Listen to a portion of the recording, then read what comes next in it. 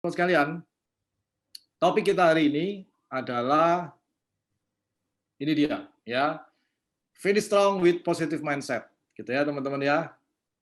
Nah, ini dia topik kita hari ini ya. Jadi teman-teman, positive mindset ini adalah satu pondasi yang sangat penting sekali untuk bisa sukses, gitu ya. Zaman sekarang ini banyak orang, bukan hanya di industri teman-teman, saya punya klien coaching di industri yang lain-lain banyak sekali. Mereka menghadapi tantangan dengan pandemi, ya, dengan COVID, gitu ya.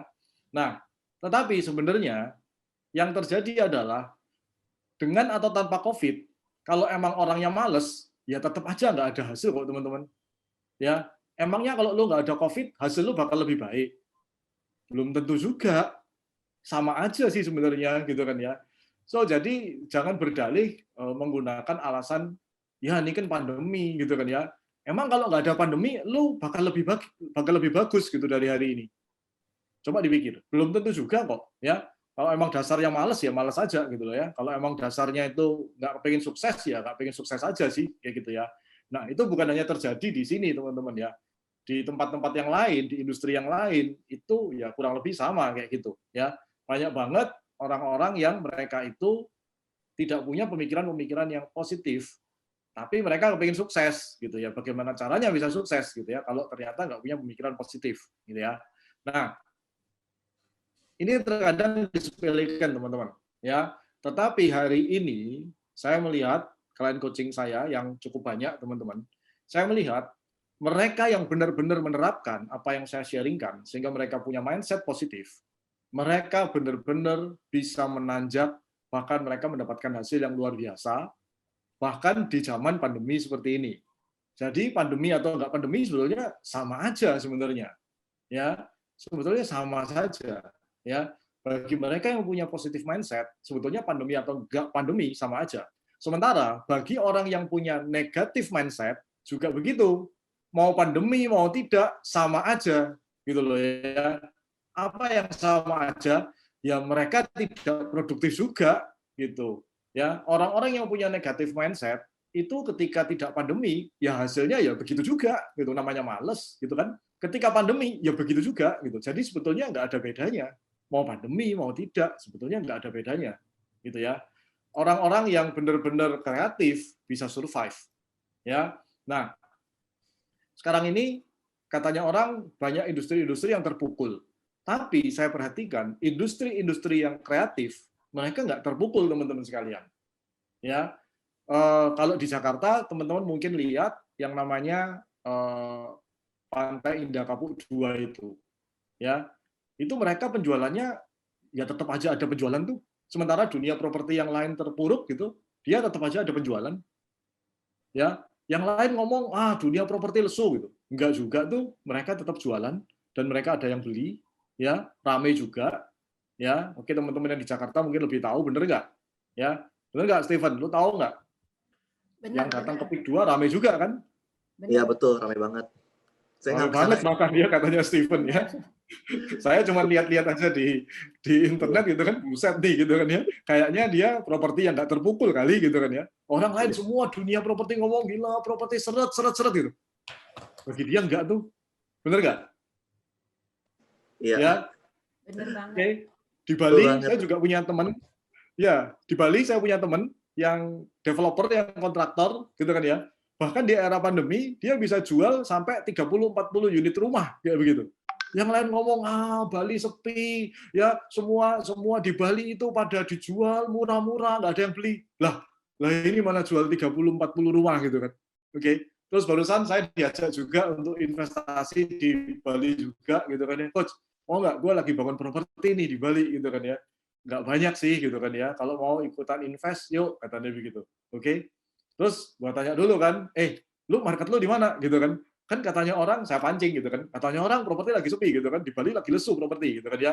Betul coach, ya. Kan walaupun properti lesu itu memang pengaruh ke kira-kira 53% orang katanya begitu. Tapi kan ada 47% orang coach yang nggak terdampak pandemi katanya gitu. Nah, kenapa kita nggak mikir ke 47%-nya tadi? gimana cara kita menjangkau yang 47% orang yang tidak terdampak pandemi tadi. Nah, itu market saya, Coach, katanya gitu.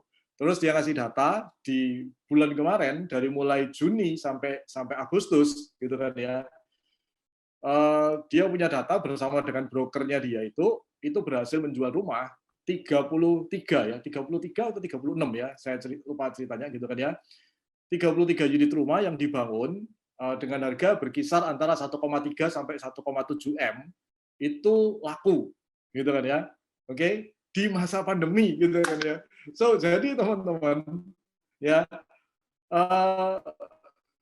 teman-teman boleh ngomong bahwa gila dunia properti sepi ya. Kalau Anda meyakini sepi ya sepi gitu loh. Tapi ketika Anda punya mindset positif dan Anda mengarahkan pikiran Anda kepada target market yang benar, ya booming juga kayak begitu. Ya. So, jadi saya beri contoh dunia properti karena itu paling gampang, karena kebanyakan orang di luar sana berpikir dunia properti seret. Enggak, banyak gitu kan ya, orang-orang yang mencetak penghasilan yang luar biasa di dunia properti, teman-teman sekalian. Banyak banget gitu kan ya. Ada seorang klien saya juga, dia bangun properti itu di daerah Cikarang sana, itu juga laris manis, teman-teman. Ya, laris banget kayak begitu ya. So, jadi balik lagi gitu kan ya. Memang betul ada yang terdampak dengan pandemi, ya. Tapi ada juga yang tidak terdampak dengan pandemi. Memang betul ada industri yang kena, tetapi di antara industri yang kena tadi ada juga yang mendapatkan hasil.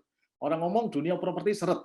Lah, buktinya PIK 2 katanya Stephen rame banget gitu kan ya. Saya taunya cuma rame karena saya cuma tahu dari internet dan sebagainya gitu kan ya. Buset, ini rame gitu kan ya. Katanya Stephen rame banget. Nah, berarti kan luar biasa tuh di situ, ya kan? Ya, oke, di saat semua dunia properti tiarap loh, mereka kok malah jadi jualan dengan kenceng gitu kan ya.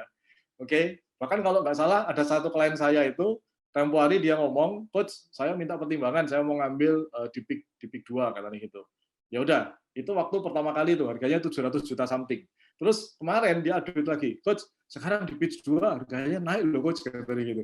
Yang kemarin saya ambil tuh sekarang harganya naik loh. Katanya naik sekitar berapa? 800 something ya, katanya kayak gitulah, katanya gitu. Loh, di masa pandemi gitu kan, ada orang yang jualan malah harganya dinaikin dan tetap rame. Gila kan teman-teman. Oke. Jadi teman-teman, kalau Anda fokus kepada target market Anda, kalau Anda fokus kepada tujuan Anda, kalau Anda fokus kepada solusi, maka ya Anda selalu bisa mencetak profit di masa apapun, ya. Sementara kalau Anda fokus kepada masalah, maka baik ada pandemi ataupun tidak, ya Anda tetap bermasalah. Mau pandemi mau enggak, ya lu tetap bermasalah, ya. Nah, seperti itu teman-teman sekalian. Jadi hari ini saya akan mengajak teman-teman untuk mengingat lagi, ya, mengulang lagi sesuatu yang sangat basic lagi seperti itu. Kenapa? Karena ini penting. Karena penting justru makanya saya ulang gitu kan ya kepada teman-teman semuanya gitu. Dan saya harap teman-teman yang sudah mendapatkan ini itu bisa mendapatkan perspektif yang baru ya. Karena ketika kita melihat film 2 kali, 3 kali, 4 kali, biasanya yang kedua, yang ketiga, yang keempat itu kita bisa dapetin pemahaman baru. Ya, kalau kita berpikir positif. Tapi kalau kita isinya negatif, gue udah pernah lihat lah, percuma lah gitu. Ya lu tetap nggak dapat apa-apa. Balik lagi, pikiran Anda yang menentukan Anda dapat apa. Walaupun itu sudah berulang kali. Saya baca buku bisa 3-4 kali. Apalagi kalau buku yang penting, fundamental, saya bisa baca buku itu sampai 20 kali, teman-teman. Ya, pengen tahu nggak apa buku yang saya baca 20 kali? Itu adalah buku Bagaimana Mencari Kawan Mempengaruhi Orang Lain, Dale Carnegie. Itu buku saya baca 20 kali, bahkan sampai hari ini pun saya masih mengulangnya, teman-teman. Karena itu saking pentingnya buku itu, makanya saya baca ulang terus kayak gitu ya, sampai isi buku itu nempel di kepala saya dan itu keluar secara otomatis. Bukan cuma sekedar tahu, bukan. Kalau lu cuma baca sekali, lu tahu doang. Tapi kalau lu baca 20 kali, maka itu akan menjadi bagian dari diri lu. Ya, ingat, menjadi bagian dari diri lu. Artinya apa? Artinya lu otomatis lu akan seperti itu, seperti yang di buku tadi. Nah, itu kalau udah sampai 20 kali seperti itu. So, jadi teman-teman, hari ini saya akan merimain lagi dengan sedikit cara yang berbeda gitu. Tapi basicnya sebenarnya itu tetap sama gitu kan, yaitu positive mindset teman-teman sekalian, ya. Nah, siapa di sini yang pernah terpikir harusnya Anda bisa lebih sukses daripada hari ini, tapi kayaknya ada yang menghambat. Siapa yang pernah terpikir gitu? Harusnya ini kita udah lewat 6 bulan masa pandemi gitu kan ya. Terus mungkin baru ada yang sadar, iya ya, sebenarnya walaupun pandemi gini, harusnya kemarin saya bisa dapat hasil lebih baik loh. Oke? Siapakah yang pernah terpikir seperti itu? Tolong tulis di kolom chat. Yes, saya pernah terpikir, ya. Oke, siapa yang pernah terpikir? Ya, harusnya Anda itu bisa lebih sukses. Harusnya Anda itu bisa jualan lebih banyak walaupun di masa pandemi, ya. Tapi kayaknya ada yang menghambat Anda. Oke, ya. Harusnya Anda itu bisa punya aset lebih banyak. Tapi kok kayaknya ada yang menghambat. Harusnya Anda itu bisa punya saldo rekening yang mengendap lebih banyak. Tapi kok cuma segini aja, ya. Ayo, siapa yang pernah merasakan seperti itu, yang pernah terpikir seperti itu, coba tuliskan di chat gitu ya. Coba tuliskan di chat ya. Siapa yang pernah merasa seperti itu, ya. Oke. Nah, kalau yang pernah merasa seperti itu, artinya Anda itu sebenarnya sadar Anda itu punya potensi. Dan memang benar Anda itu punya potensi. Itu benar banget. Ya. Cuman mungkin Anda nggak ngerti gimana meledakkan itu potensi. Ya. Gimana melepaskan itu potensi. Seperti itu. Ya. Oke. Jadi, sekarang, ini kenapa kok ada tulis buku bagaimana mencari kawan? Yes, bagus. Thank you responnya teman-teman sekalian. Ya. Ya, kalau ada terpikir seperti itu, oke, yuk sekarang kita maju, gitu kan ya. Oke, yuk sekarang kita cari tahu, ya, apa sih yang menghambat kita selama ini, gitu ya. Dan kemudian kita lepaskan itu semua hambatannya dan kita melaju di sisa quarter keempat ini, teman-teman sekalian. Oke, saya mau sharing lagi nih screen-nya. Oke, yes. Nah, teman-teman sekalian, saya juga sudah pernah bahas bahwa, loh, kok hilang ya screen-nya? Saya juga sudah pernah bahas bahwa untuk sukses kita itu butuh 3 komponen, ya. Satu komponen kendaraan, which is itu teman-teman sudah punya dengan Business Pro. Satu komponen pengetahuan, yaitu teman-teman sudah punya semuanya pengetahuan tentang kendaraan ini. Teman-teman tahu cara jualannya, teman-teman tahu produk knowledge-nya, tahu gimana melayani customer-nya, dan semuanya teman-teman sudah tahu, gitu. Dan yang berikutnya lagi, teman-teman butuh orang yang tepat, ya. Kalau orangnya nggak tepat, ya kendaraannya mau sebagus apapun ya percuma, gitu. Nah, sekarang saya akan lebih banyak membahas kepada orang yang tepat itu seperti apa, gitu teman-teman.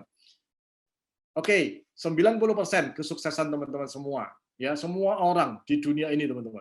90% itu ditentukan oleh pemikiran dan sikap mentalnya teman-teman sekalian. Ya, hanya orang-orang yang punya pemikiran dan sikap mental yang benar itu yang nanti akan meraih kesuksesan. Dan ini berlaku di semua bidang teman-teman sekalian, di semua area kehidupan, ya, di semua area kehidupan. Oke. Beberapa orang klien coaching yang saya pegang, yang saya handle gitu ya, mereka semua ketika mengalami masa pandemi ini, karena mereka tetap menerapkan berpikir positif, mereka akhirnya punya strategi-strategi yang mereka bahkan tidak pernah terpikirkan ya ketika sebelum pandemi gitu. Sehingga akhirnya mereka hanya butuh waktu penyesuaian kira-kira sekitar 1 bulan 2 bulan di awal saja. Dan setelah itu omset kembali melaju kencang banget. Ya, kembali naik lagi. Dan ini terjadi di semua industri, teman-teman. Bukan cuma industri insurance saja, gitu kan ya. Saya punya klien di industri distributor consumer good, saya punya klien di industri klinik hewan, gitu kan ya. Saya punya klien di industri toko handphone, aksesoris, ya. Saya punya klien juga di apa itu pembersihan AC, kayak gitu kan ya. Oke, awalnya itu omset cleaning service AC teman-teman ya, pembersihan AC gitu ya. Awalnya di masa pandemi itu drop jauhnya luar biasa ya.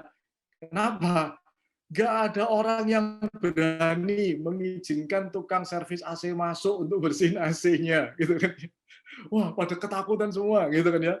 Sehingga omsetnya juga drop jatuh banget gitu kan ya. Nah, cuman ketika mereka menerapkan berpikir positif, akhirnya mereka ketemu solusi gitu kan ya. Ketemu solusi dan akhirnya merancang sesuatu yang bahkan itu pertama kalinya gitu kan ya. Nggak ada gitu kan ya, nggak ada jasa servis pembersihan AC yang melakukan itu, kita udah melakukannya seperti itu. Dan nggak lama omsetnya ya naik lagi teman-teman. Ya, orang oke-oke aja gitu di servis gitu kan ya. So, jadi akhirnya omsetnya ya naik lagi seperti itu teman-teman. So jadi selalu ada kesempatan di setiap kesempitan gitu. Tergantung Anda mikirnya seperti apa, tergantung sikap mental Anda seperti apa. Ya, kalau Anda belum sudah down, ya pasti nggak usah nunggu pandemi, ya nggak ada pandemi pun ya Anda pasti down juga. Ya, itu nggak usah nunggu situasi. Ya, kalau memang bawaannya negatif ya lu akan negatif aja. Walaupun kesempatan emas ada di depan lu, kalau orangnya negatif mah negatif aja teman-teman. Ya, benar nggak sih? Ya, nah jadi teman-teman, apalagi di dunia industri ini, ya, oke. Beberapa klien saya yang di dunia industri insurance awalnya sempat berpikir, "Aduh, gila, semua orang pada ngerem pengeluaran gitu." Ya, saya ngomong, "Loh, bukannya lu harus berpikir bahwa di masa seperti ini justru orang itu butuh proteksi untuk kesehatan." Ya, ngeri nggak sih kalau lu sampai kena COVID itu berapa biayanya gitu kan? Oh ya juga ya gitu kan ya. Kalau kita mikir dari sisi bahwa loh justru sekarang ini tuh banyak orang itu butuh insurance loh teman-teman. Ya, butuh butuh banget teman-teman. Kayak gitu. Orang itu harusnya orang makin gampang beli insurance. Karena apa? Loh, sekitarnya banyak yang meninggal, sekitarnya banyak yang sakit, sekitarnya loh banyak yang kena dampak dan masuk rumah sakit dan biayanya gila-gilaan gitu kan ya. Loh, sekarang ini makin gampang jualan gitu ya. Kalau sampai Anda berpikir susah ya, ya itu berarti pikiran Anda aja yang negatif gitu ya. Nah, tinggal Anda harus cari market yang tepat. Memang nggak semua punya daya beli, betul, nggak semua punya daya beli gitu kan ya. Oke, kalau nasabah Anda itu kebanyakan orang-orang yang di industri pariwisata, ya betul, mereka paling kena dampaknya. Tapi emangnya di dunia ini cuma ada orang yang kerjanya cuma dunia pariwisata? Kan tidak, gitu loh. Ya, kan banyak lagi gitu yang lain seperti itu, ya. Nah, itu teman-teman. Bahkan di dunia pariwisata pun, apakah semua dunia pariwisata kena? Enggak juga. Ada juga gitu loh, travel agent yang tetap punya omset, teman-teman. Ya, mereka juga meledak gitu loh omsetnya. Ya, jadi sama seperti dunia properti tadi gitu. Jadi teman-teman, 90% kesuksesan Anda ditentukan oleh pemikiran dan sikap mental Anda gitu ya. Nah, sikap mental dan pemikiran seperti apa sih gitu ya. Nah, sebelumnya saya mau bahas ini dulu. Semua hal tadi teman-teman, itu dimulai dengan yang namanya persepsi ya. Coba teman-teman tuliskan di kolom chat, lihat gambar ini, teman-teman lihat orang ini ngadep ke depan atau ngadep ke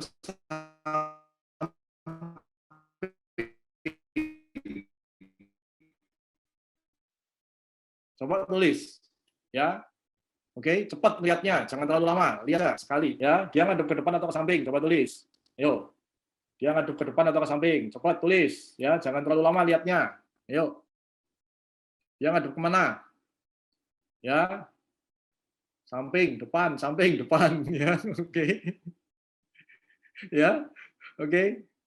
Samping, depan, samping, depan, samping, depan. Tuh, kan ya, banyak banget kan, gitu kan ya. Oke. Coba yang lihat ke depan, coba yang tadi jawab lihat ke depan, coba sekarang dilihat lagi baik-baik, ya. Bisakah Anda melihat orang ini juga ngadep ke samping? Sementara sebaliknya, yang tadi ngomong, oh samping, coba Anda lihat, ya. Bisakah Anda melihat bahwa sebenarnya dia juga ngadep ke depan? Ayo coba dilihat, ya. Oke, coba temukan, ya. Coba temukan, ya. Kalau yang tadi ngelihat ke depan, coba sekarang ya sudut pandangnya diputer ya, mungkin lu kepala di bawah, mungkin lu bisa ngelihat dia agak berbeda gitu kan ya. Oke, mungkin lu ngelihatnya miring begini gitu kan ya, coba ya sudut pandangnya diputer-puter ya, coba sudut pandangnya diputer-puter. Yang tadi ngelihat depan coba lihat, bisa nggak ngelihatnya bahwa orang ini ngelihat ke samping, sebaliknya kalau teman-teman tadi jawab lihat ke samping, coba diputer ya, bila perlu laptop atau handphonenya diputer gitu ya, oke. Atau mungkin rumahnya yang diputer, gitu kan ya, oke. Atau mungkin kursi Anda yang diputer, gitu. Terserah lah, ya. Apapun coba diputer. Bisa nggak Anda ngelihat yang sebaliknya, ya? Sekarang teman-teman bisa ngelihat nggak dengan cara yang berbeda, oke? Nah, coba teman-teman cari, ya. Coba teman-teman cari, ya. Apa penyebab teman-teman melihat dia ngadep ke depan? Penyebabnya apa? Coba lihat, ya. Apa yang terjadi ketika teman-teman tuh ngelihat dia itu melihat ke depan. Ya, coba cari penyebabnya. Sebenarnya penyebabnya apa ya? Kok saya bisa melihat dia ke depan, kok saya bisa melihat dia ke samping? Penyebabnya apa ya gitu. Ya, apa kira-kira penyebabnya? Ada yang tahu nggak? Penyebabnya apa? Kok Anda bisa melihat ini berbeda? Padahal gambarnya sama, satu. Coba ditulis. Penyebabnya apa, teman-teman?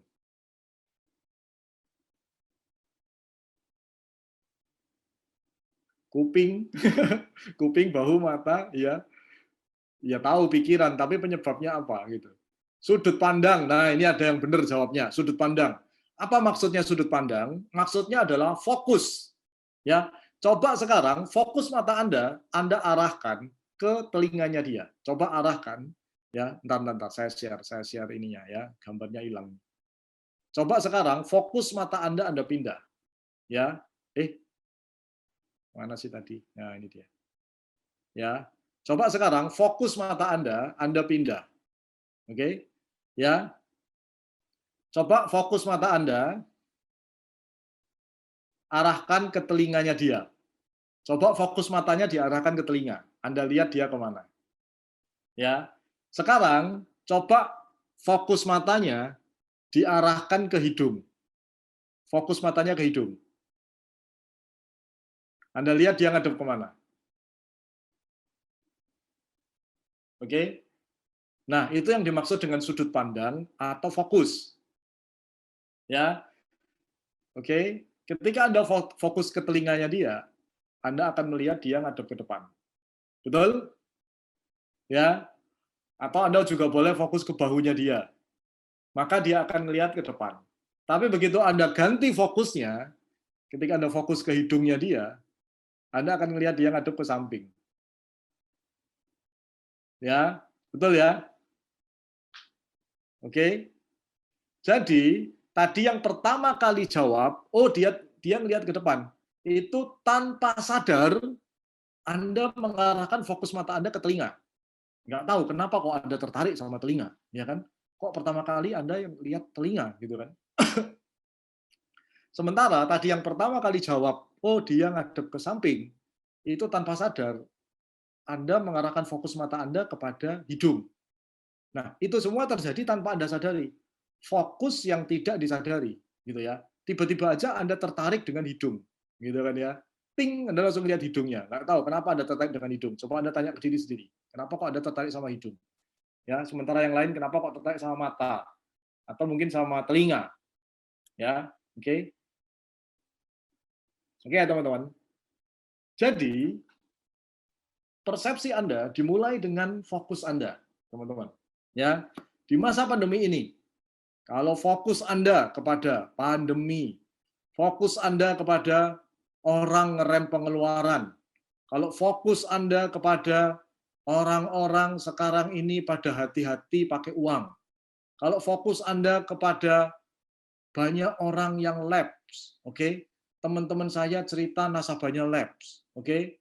Nasabah saya juga ada yang sudah mulai mengajukan lapse, gitu kan? Ya, kalau teman-teman fokusnya ke sana, maka teman-teman akan semakin melihat itu benar. Ketika teman-teman mengarahkan fokus gambar ini pada telinga, semakin teman-teman lihat telinga, semakin teman-teman yakin bahwa benar dia ke depan. Semakin kuat gitu. Ya. Apa yang Anda persepsikan dan kemudian Anda beri fokus di sana, Anda beri perhatian di sana, maka dia akan semakin membesar, semakin tumbuh, semakin kuat. Ya, ketika Anda semakin fokus kepada pandemi, COVID ini bahaya, orang-orang pada ngerem pengeluaran, ya, orang-orang kena dampak nggak punya duit, ya, mereka pada hati-hati belanjakan duit, gitu kan, ya. Kalau fokus Anda itu, maka akan semakin banyak hal-hal yang menguatkan hal itu yang terjadi kepada Anda. Ya, tapi ketika Anda mengarahkan fokus Anda kepada banyak orang yang masih punya uang, ya, banyak orang yang butuh asuransi, oke? Uang datang melimpah ruah, ya. Kalau fokus Anda tetap ke situ, maka semua tindakan Anda juga akan menuju ke arah situ. apa yang Anda fokuskan, apa yang Anda beri perhatian, maka dia akan membesar. Gitu teman-teman. Ya. Jadi hati-hati dengan apa yang Anda beri perhatian. Kayak gitu teman-teman. Nah, hal pertama yang saya kepingin teman-teman pertama kali lihat dulu. Gitu kan ya.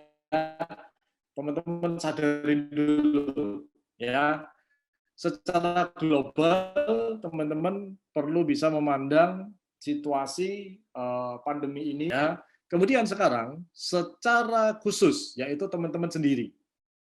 Oke, teman-teman memandang bisnis teman-teman dan diri Anda di dalam bisnis ini itu sebagai apa? Ya, secara khusus itu teman-teman memandang diri Anda sebagai apa? Oke, ya. Nah, saya ambil dari bukunya Cash Flow Quadrant-nya Robert Kiyosaki. Oke, ya. Di Robert Kiyosaki itu dijelaskan tentang 4 kuadran, yaitu ESBI, ya, employee, self-employee, business owner, dan investor. Ya, teman-teman, yang perlu teman-teman sadari adalah bahwa employee, self-employee, business owner, dan investor ini bukan hanya mengacu kepada jabatan atau status atau pekerjaan. Bukan hanya mengacu di situ, teman-teman. Tapi ini juga mengacu kepada pola pikir. Maksudnya apa? Maksudnya adalah ada orang yang pekerjaannya karyawan, tapi mindset-nya itu mindset business owner. Ada yang begitu.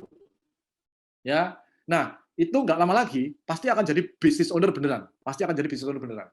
Ya, oke. Sementara ada karyawan yang mindset-nya tetap karyawan. Itu 5 tahun, 10 tahun lagi tetap aja karyawan. Oke. Ya. Ada orang yang self-employee, yang kerja sendiri, tapi mindset-nya business owner atau bahkan investor. Maka nggak lama dia juga akan menjadi pebisnis. Gitu. Sementara sebaliknya, ada pebisnis, ya, ngakunya pebisnis, oh aku bisnis, gitu. Tapi mindset-nya, mindset karyawan. Itu juga ada, teman-teman. Jadi, diagram ini bukan hanya menggambarkan status pekerjaan yang Anda pegang, tapi juga menggambarkan mentalnya. Ya, oke. Saya punya keluarga, ya udah tua, ya, oke. Dia mengaku pebisnis karena dia buka toko. Oke. Tapi dari dulu saya kecil sampai hari ini, tokonya itu ya tetap begitu saja dan bahkan makin kecil, isinya makin sedikit, ya. Separuh yang dulunya tokonya besar, separuh disekat sama dia, separuhnya disewain sama dia karena saking sepinya. Dia cuma butuh sedikit saja. Kayak begitu. Ya. Nah, barang-barangnya dia makin lama makin sedikit. Kayak begitu. Oke. Dia ngakunya pebisnis, dia ngakunya pedagang gitu kan ya. Tapi sebenarnya dia mindset-nya bukan mindset pebisnis ataupun pedagang gitu loh. Oke ya, paham ya teman-teman ya? Oke. Ada orang yang ngaku gua bisnis gitu. Tapi kelakuannya kelakuan karyawan. Banyak yang kayak gitu teman-teman. Ya. Jadi, ketika Anda karyawan beneran, belum tentu loh Anda itu mindset-nya karyawan. Ya, ada karyawan yang mindset-nya pebisnis. Ada yang seperti itu. Gitu. Ya. Karyawan saya di kantor, saya latih, tadinya mereka karyawan, statusnya karyawan, mindset-nya karyawan. Tapi saya ngomong sama karyawan saya, gitu kan ya. Saya kepingin kerja dengan orang-orang yang punya mindset pebisnis. Ya, saya lihat mereka udah ketakutan mukanya gitu kan ya. Jangan-jangan habis ini gue dipecatin gitu kan ya. Saya ngomong, saya ingin kalian berubah. Ya, status boleh karyawan, tapi mindset harus pebisnis. Ya. Dan hari ini teman-teman, hari ini saya dan karyawan saya itu berpartner dalam sebuah bisnis yang lain. Ya, kami punya sebuah bisnis dan mereka pemegang saham, saya juga pemegang saham di sana. Kita sama-sama mendirikan satu usaha, ya, dan kita garap bareng-bareng, ya, kita sewa orang, kita hire orang sebagai karyawan di sana. Jadi karyawan saya punya karyawan di bisnis yang kami rintis bersama, kayak begitu. Nah, saya ngedidik mereka lama, bertahun-tahun, gitu kan, supaya mereka yang tadinya mindset karyawan, sekarang punya mindset pebisnis. Walaupun status mereka di tempat saya juga tetap karyawan, ya, tapi mereka karyawan yang punya bisnis, gitu teman-teman. Oke, sampai sini paham ya? Nah, Sekarang balik nih ke diri Anda sekarang. Saya ketemu banyak agen asuransi. Dan mereka mengatakan, saya pebisnis. Saya bisnis asuransi. Coba Anda telaah sendiri. Anda itu sebetulnya pebisnis atau karyawan.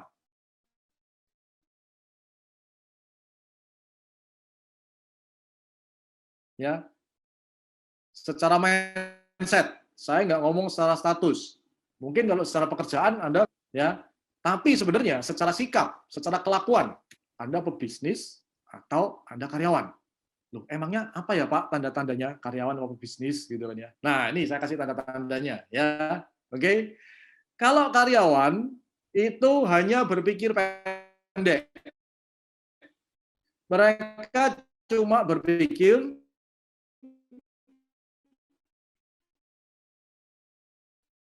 dari jam 8 pagi masuk kerja sampai jam 4 sore. Pulang rumah jam 5 udah nggak pernah mikir pekerjaan lagi. Sementara jam untuk mencari strategi baru. Lebih dikerjakan karyawan saya besok. Ya, karyawan berpikir besok gue dapat tugas apa ya? Besok gue disuruh apa ya? Kalau mereka nggak disuruh, mereka diam. Karyawan butuh instruksi.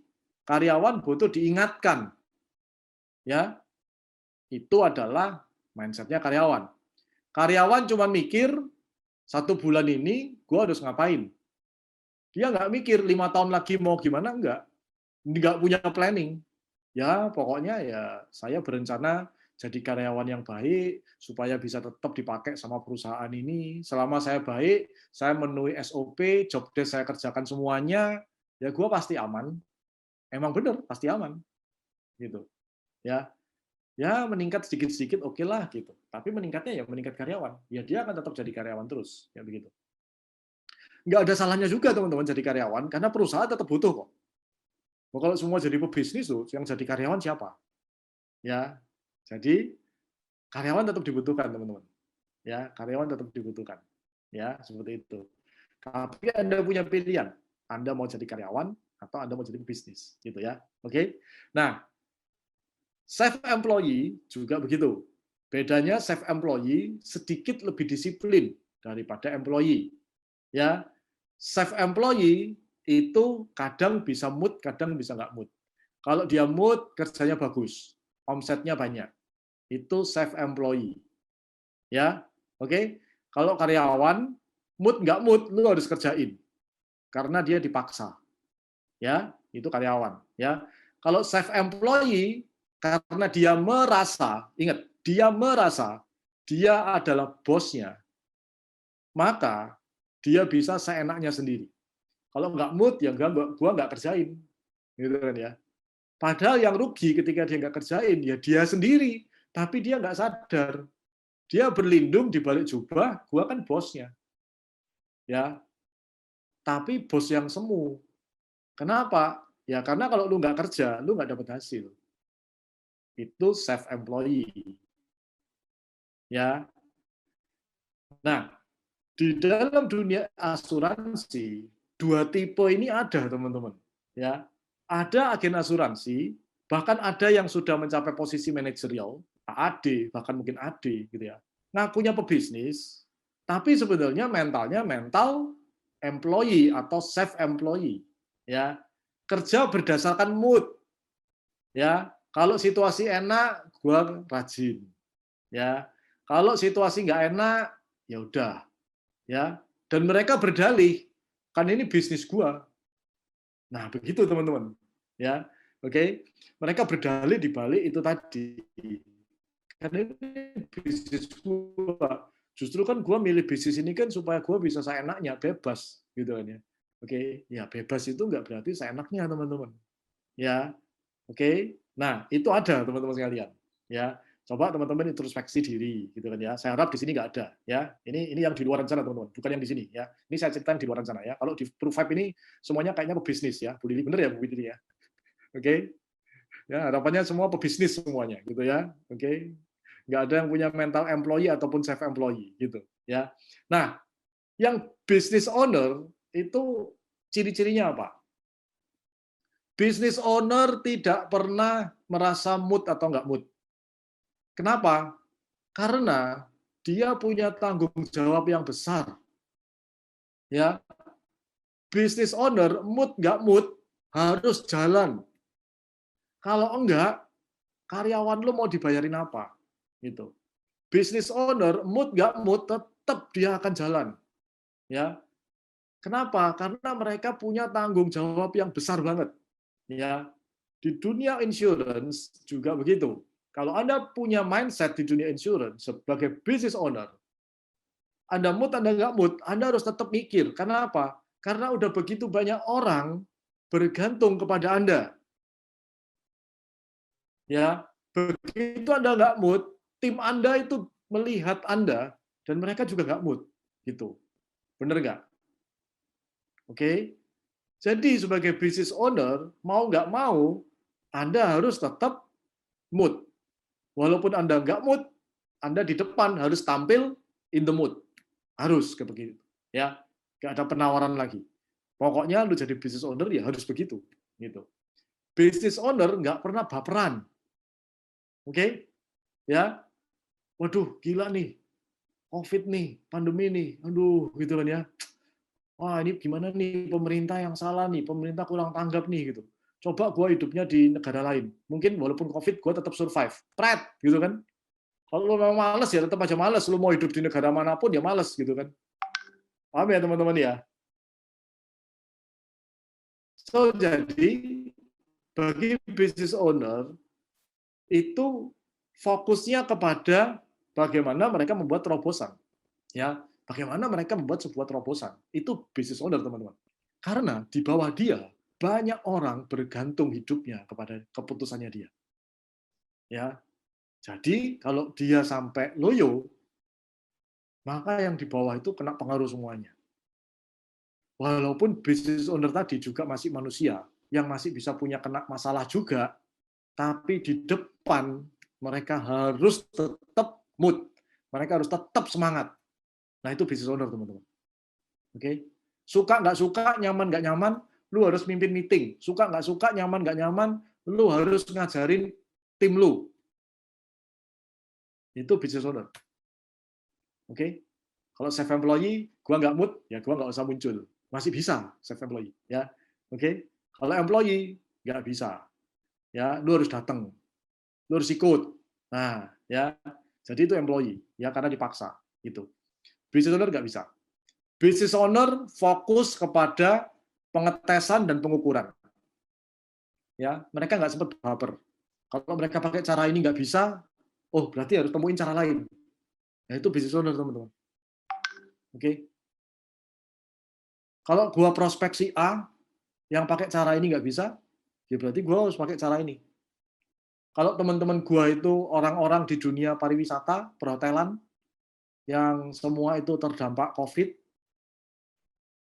kalau lu business owner mikirnya, berarti gua harus segera mulai cari market baru yang bukan di dunia itu. Kemana ya gua cari market? Gimana ya cara deketin market baru? Apa ya skill yang gua harus pelajari? Itu business owner.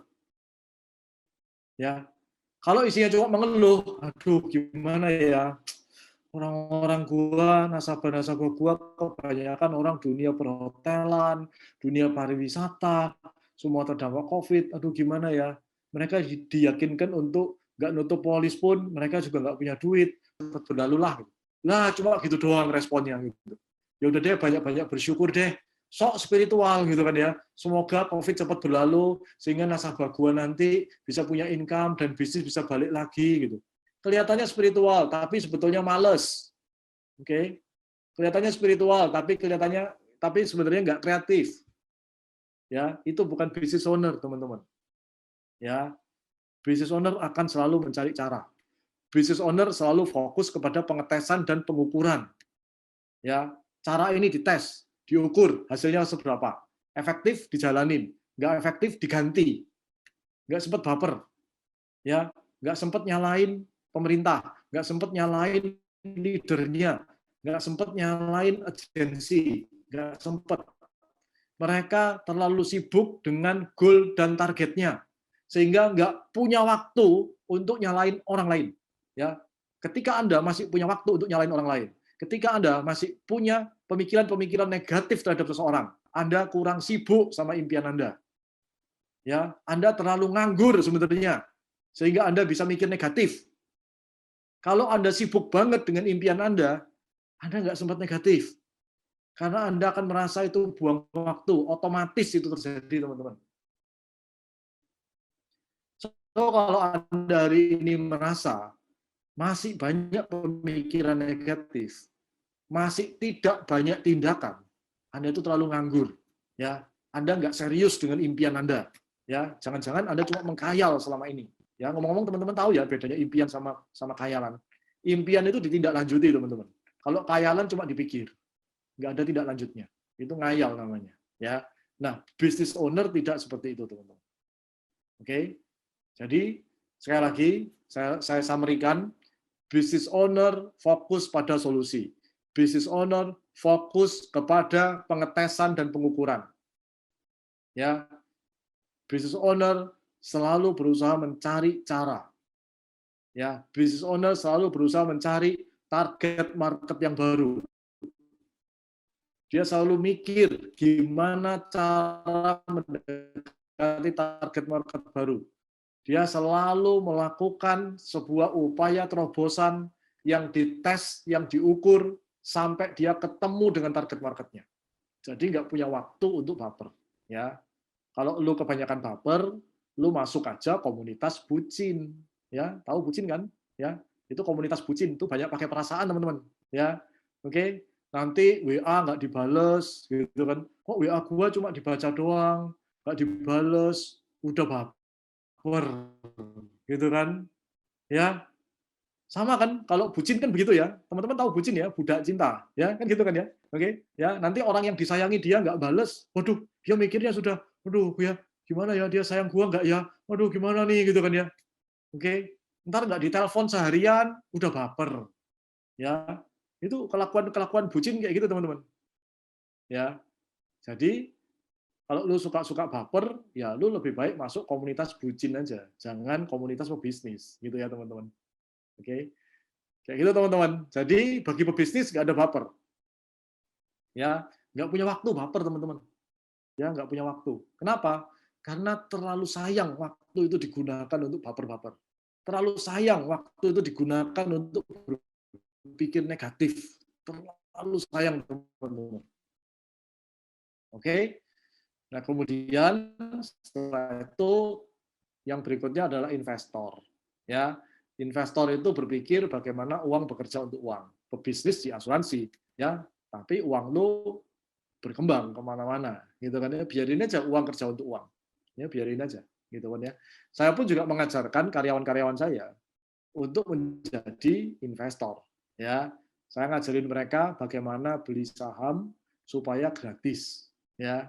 Jadi beli saham supaya gratis gimana caranya? Gitu, ya. Investor, teman-teman, bukan trading, bukan, tapi investor, gitu, ya. Jadi mereka mulai dengan menyisihkan sedikit demi sedikit, dari cuma menyisihkan 500.000 meningkat jadi 1 juta, meningkat lagi seperti itu, ya. Sampai akhirnya mereka itu bisa beli saham dengan gratis tis kayak gitu, teman-teman. Ya, nah itu namanya investor, ya. Nah, saya dengan karyawan saya, kami juga masih punya plan yang besar untuk menjadi investor di dunia properti nantinya. Ya, sekarang ini yang lagi digarap itu bisnis dulu, gitu. Nanti uang dari bisnis diputerin supaya menjadi investasi, ya. Jadi pekerjaannya masih tetap sama dan mereka masih tetap karyawan, gitu teman-teman.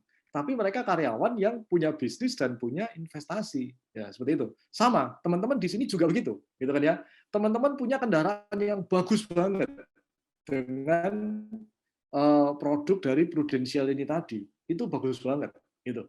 Sekarang bagaimana caranya teman-teman bisa menggunakan semua ini, mengelolanya menjadi sebuah bisnis, dan kemudian dari bisnis tadi uangnya teman-teman sisihkan, dan uang tadi digunakan dengan cara yang benar. Teman-teman harus belajar ilmunya dulu untuk menjadi investor, ya. Sehingga lu tetap sebagai agen asuransi di Prudential, ya tetap saja, tapi lu juga punya investasi yang juga menghasilkan, ya. Sehingga aliran income lu itu banyak banget, ya. Oke, teman-teman baca deh buku Multiple Stream of Income. Ya, oke. Di situ kita itu bisa punya 9 jenis income. Walaupun yang kita kerjakan cuma satu. Ya, saya melakukan hobi saya dengan sharing seperti ini, dengan terapi orang.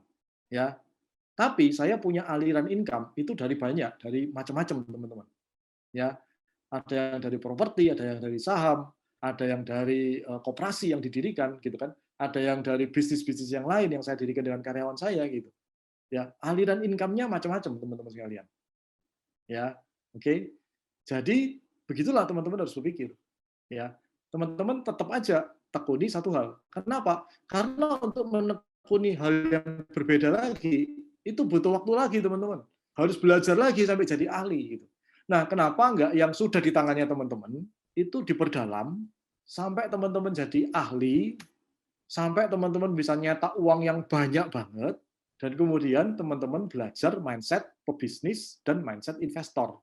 Ya, begitulah yang teman-teman perlu lakukan di dalam bisnis ini.